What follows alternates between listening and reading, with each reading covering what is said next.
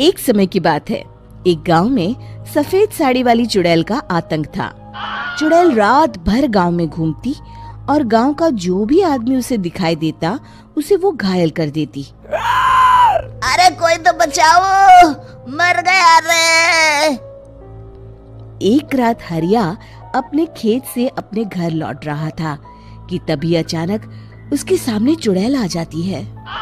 अरे बाप रे, ये चुड़ैल कहाँ से आ गई? आज तो मैं गया काम से।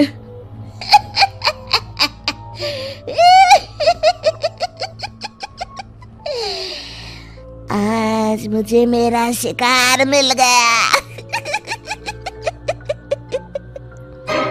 अरे चुड़ैल दीदी, मुझे छोड़ दो। जैसे ही चुड़ैल हरिया की तरफ बढ़ती है, हरिया वहाँ से भाग जाता है और अपने घर के दरवाजे पे पहुँचता है। अरे भगवान, जल्दी से दरवाजा खोलो, मेरे पीछे चुड़ैल पड़ी है। हरिया की पत्नी जल्दी से दरवाजा खोल देती है। अरे आप इतना हाफ क्यों रहे हैं? अरे मेरे पीछे चुड़ैल पड़ी है, आज तो मैं बाल बाल बच गया।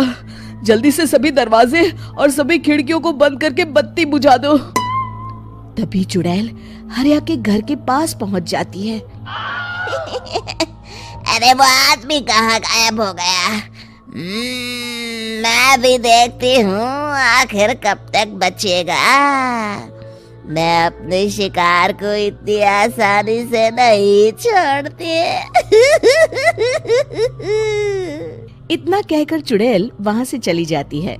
वहीं दूसरी तरफ हरिया और उसकी पत्नी दोनों अपने घर की खिड़की से ये सब देख रहे होते हैं। अरे बाप रे, ये तो बड़ी डरावनी चुड़ैल थी।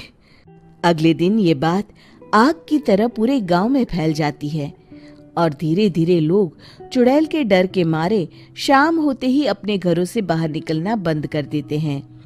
कुछ दिनों के बाद भाई, मैंने तो इस चुड़ैल के डर के मारे रात को अपने खेतों को पानी देना बंद कर दिया है। कहीं मेरी फसल सूख गई तो मैं तो कहीं का नहीं रहूंगा। साहूकार का कर्जा कैसे चुकाऊंगा? अरे भाई, पूरे गांव वालों का यही हाल है। पता नहीं ये चुड़ैल हमारे गांव में कहां से आ गई। फिर एक दिन गांव के पास वाली नदी के किनारे एक बहुत बड़े तांत्रिक के आने की बात कुछ गांव वालों को पता चलती है। वो लोग जाके ये बात गांव के मुखिया को बताते हैं। मुखिया जी, नदी के किनारे एक बहुत ही पहुंचे हुए तांत्रिक बाबा आए हैं। हमें उनसे मदद मांगनी चाहिए। मैंने सुना है वो बड़े बड़े भूतों और चुड़ैलों को अपने वश में कर लेते हैं।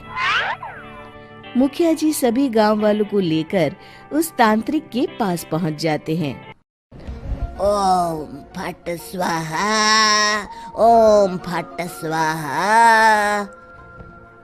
तभी तांत्रिक अपनी बंद आंखों को खोलकर कहता है, क्या बात है? तुम सब लोग यहाँ क्यों आए हो? मुखिया जी उस तांत्रिक को सारी बात बता देते हैं। अच्छा, तो ये बात है। और तांत्रिक अपनी आंखों को बंद कर लेता है। मैं देख रहा हूँ तुम्हारे पूर्वजों ने बहुत पाप किए थे, जिससे ये गांव अब श्रापित हो चुका है। उसी के फल स्वरूप तुम्हारे गांव में चुड़ैल आई है।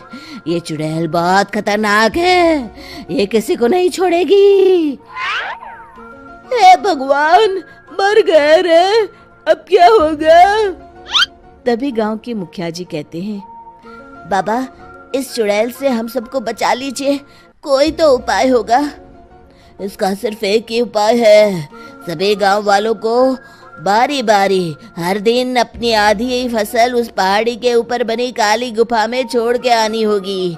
तभी उस चुड़ैल की भूख मिटेगी और श्राप का प्रभाव खत्म हो जाएगा और तुम सब जिंदा बच जाओगे। सभी गांव वाले उस तांत्रिक की बात को मान लेते हैं और वहां से चले जाते हैं।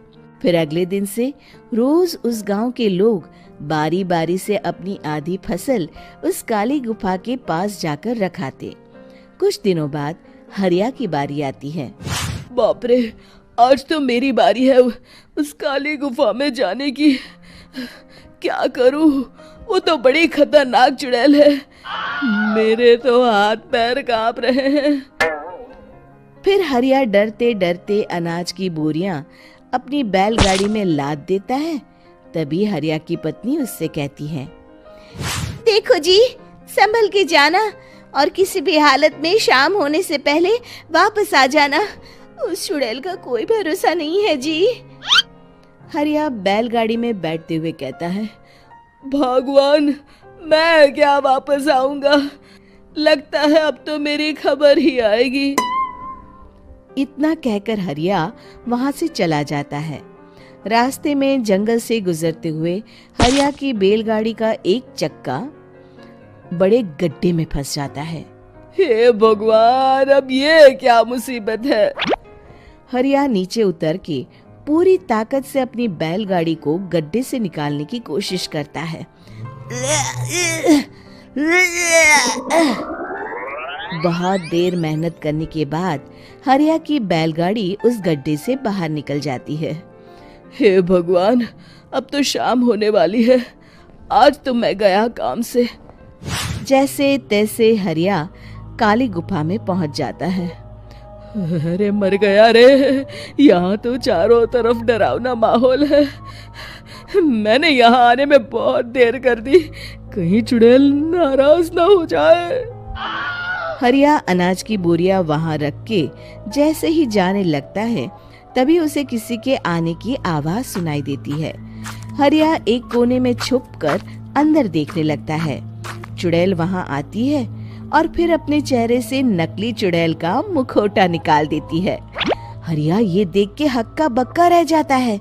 तभी चुड़ैल कहती है, भैया यहाँ आना, आज तो बहुत अनाज आया है। इसे मिलाकर अब हमारे पास ढेर सारा अनाज जमा हो गया है। कल ही हम इसे शहर में बेच आएंगे और माला माल हो जाएंगे। तभी अंदर से नदी के किनारे वाला तांत्रिक बाहर आता है। अरे, ये तो तांत्रिक बाबा है।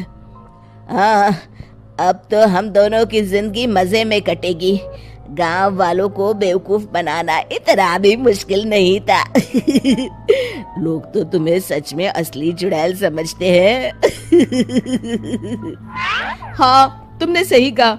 अब ये गांव वाले चुड़ैल के डर से जिंदगी भर इस काली गुफा में अनाज पहुंचाते रहेंगे। अच्छा, तो ये बात है। ये दोनों पूरे गांव वालों को बेवकूफ बना रहे हैं। अभी जाकर सबको बताता हूँ। हरिया उन दोनों की पूरी बातें सुन लेता है और जल्दी से वापस गांव में आता है। गांव वालों को पूरी बात बता देता है। इससे पहले वो दोनों हमारा अनाज लेकर शहर जाए, हमें उन दोनों को पकड़ना होगा। उधर दूसरी तरफ नकली तांत्रिक और नकली चुड़ैल बनी औरत एक बड़ी गाड़ी में सारा अनाज लाद के वहां से निकलने की तैयारी कर रहे होते हैं। जल्दी करो, इससे पहले हमें कोई देख ले। हमें यहाँ से निकलना होगा। और तभी वो दोनों देखते हैं कि सामने से सभी गांव वाले अपने अपने हाथों में मशाल लेके आ रहे हैं। दोनों बुरी तरह डर जाते हैं। रुक जाओ, तुम दोनों का भांडा फूट चुका है। अरे मर गए रे, ये गांव वाले कहाँ से आ गए? तुमने क्या सोचा इतनी आसानी से यहाँ से निकल जाओगे? ये अनाज हमने अपने खून पसीने से दिन रात खेतों में मेहनत करके उगाया है। दोनों मुखिया जी के पैरों में गिर जाते हैं। हमें माफ कर दीजिए, हम दोनों एक नंबर के कामचोर हैं। बिना मेहनत किए पैसे कमाना चाहते थे। हाँ, अब हम आगे से मेहनत मजदूरी करके पैसे कमाएंगे। हमें कुछ मत करना, हमें छोड़ दीजिए। इतना कह के दोनों गांव छोड़ के भाग जाते हैं और सभी गांव वाले फिर से खुशी खुशी रहने लगते हैं।